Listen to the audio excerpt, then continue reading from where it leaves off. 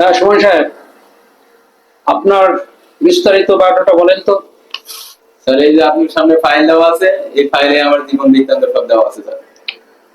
ঠিক আছে, আপনার মুখে বলেন, আমি তো শুনতে চাচ্ছি আপনার মুখে। স্যার, এটা কি? আপনার সিভি। স্যার, তাহলে আমার সিভিতেই তো সবকিছু আছে, আপনি একটু পড়ে নেন না। আপনি বলেন, আমি তো আপনার কাছ থেকে শুনতে চাচ্ছি। স্যার, আপনি যদি আমার মুখ থেকেই শোনেন তাহলে সেটা আগে বললেই তো হতো। অযথা আমার কম্পিউটারে যায় এই যে লেখালেখি করে এত টাকা পয়সা দিয়ে এটা বানানোর কোনো প্রয়োজন ছিল? ও, আপনার এমন বসছেন কে? আপনি ইন্টারভিউ দিতে আসেন নাই?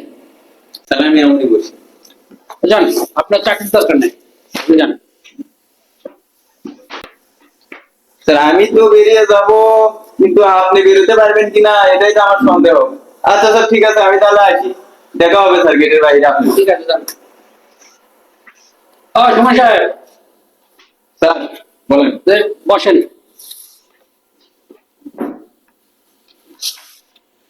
ঠিক আছে, আপনাকে চাকরিটা দিচ্ছি। আপনি কবে থেকে জয়েন করবেন? স্যার, আপনি যখন বলবেন আমি তখন থেকে জয়েন করতে পারবো।